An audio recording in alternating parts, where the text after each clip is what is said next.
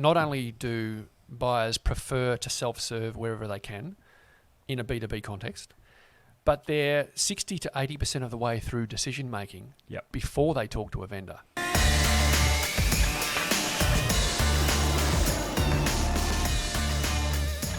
So this is the part that I'm dying to understand. Like, what was the light bulb moment for you, and how did it rewire your brain to approach the market differently? Well, I started as a result of this feedback. I started to look seriously. Once I got over the shock of these, these comments, I started to look seriously at where the world was going from a tech enablement standpoint as well. Yep. And obviously, with access to information, everything had changed, I argue, 180 degrees. Because when I first started selling, we had, what do they call it? We had information asymmetry. Right. So as vendors, we had all of the information and buyers had none. Right. But now we've reached this point in time where buyers have got access to the same information as the vendors. Okay. So I started to see a big change just around that. Yep. Then you overlay that with, the internet and access to information and, buyer intent data, sentiment data, and all of the things that buyers can now do. And it just all pointed to the one thing, and that is vendor push business models are dying. So give me an example of the information that they've got that the salespeople have as well. What's an example of that? Well, just access to product information, how to solve a business problem.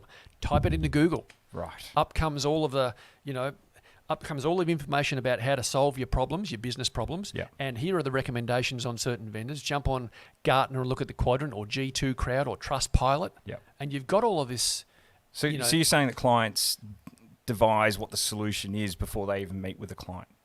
Well, if you listen to analysts like CEB, before they CEB, meet with a salesperson. Yeah, correct. CEB and a lot of the world's big analysts say now that not only do buyers prefer to self-serve wherever they can in a B2B context, but they're 60 to 80% of the way through decision making before they talk to a vendor. Right. So then it comes down. So then they'll go meet with a vendor, and then really what they're looking for is what differentiates you from this other solution that we've already seriously looked at. Yes, but worse than that, they've probably already picked their preferred vendor by the time you're talking to them. Yeah. So they've listed all their requirements. In column A, they've got preferred vendor because they've done their research and they've probably spoken to some people about, have you had this problem as well? Yep. How did you solve it? Oh, we talked to HubSpot or we talked to Salesforce or whatever. So they've got preferred vendor in column A. Yep. Then they're going for two other quotes, column B and column C. Just to tick a box, Tick a box. Yeah. Correct. So if that's the environment we're working in today, what does that mean for the average salesperson that's out there at the moment? Well, it means everything's different, right? Yeah. It means you have to learn as a salesperson now how to approach customer pool selling, which is the opposite of what I've done.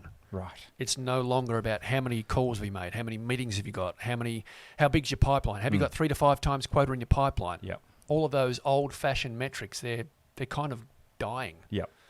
Now it's all about how can I use data and analytics to get insights around buyers' tastes and preferences. Interesting. And how can I get buyer sentiment data or intent data so that I call the buyer at the right stage in the buying journey and I give that buyer the right message at the right time on the right channel on the right platform. It's a lot. We just have to be more, if I can summarize it in a nutshell, salespeople now have to be a whole lot more sophisticated. Yeah. Yeah, that's so tell us about how do you get a salesperson who's been taking this antiquated or expired approach?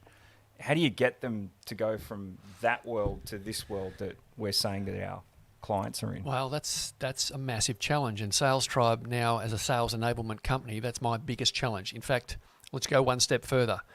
The way salespeople are measured, managed, and rewarded now is my biggest challenge. Yep. It's not necessarily trying to convince the salesperson that they need to change. They know they need to change. Yeah, because their bosses are going to keep telling them to do what they think is right. Yeah, that makes sense. Exactly. Yeah. It's not the salesperson. So it's changing the leadership. It's the leadership. Yep. I argue now the biggest challenge to driving any sort of significant change inside a business is management's outdated assumptions about what clients want. They're often too far removed from the market. They're not out there in the field like the salesperson is every day, Yeah. hearing the feedback. Yep. They're not aware that the bar's being raised on customer experience. Yeah. And so quite often they just say, well, no, hang on. Sales has been that way. It's always been the same. Yep. You know, just make more calls. So, Graham, what if you were to talk to sales leaders or business leaders out there today? What would be the big thing to say to them regarding their salespeople?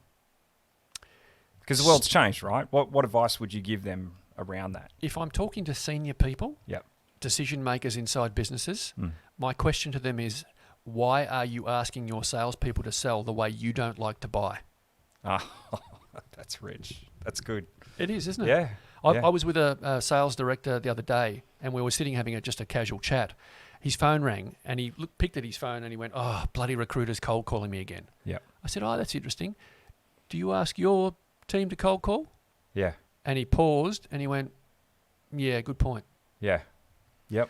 And I'm not picking on sales leaders, because quite often sales leaders are told from the top down, just keep making calls, keep getting meetings, keep filling the pipe with as much stuff as you can, hoping that something drops out the other end. Yeah. Yep. Because it's like a scattergun approach, right? It's a game of numbers. I've heard that a lot in the sales industry. It's just a game of numbers. That's all it was. Yeah. My very first week of sales, 1989, December 1989. Yep. I had a week of induction training, and that was the key theme of that week. Yeah. Sales is a numbers game. Graham, I was told, make 100 calls, get 30 interested parties. From the 30 interested parties, you'll make 10 meetings. Your 10 meetings, you'll close 3. Gotcha. Yeah. And the world's changed, right? It has. Yeah. It has. We have to be more sophisticated now. Yeah. And we can be. So to go back to your question, if we can get senior leaders to realise that the way we're measuring, managing and rewarding salespeople has to change, Yep. then the salesperson can be freed up. Yep. I use that term, freed up, to go and deliver a delightful experience to the buyer. And when they do that, they can sit back and go, if I keep doing this, the leap of faith here is, if I keep giving the delightful experience that the buyer wants, the sale will take care of itself. Yeah.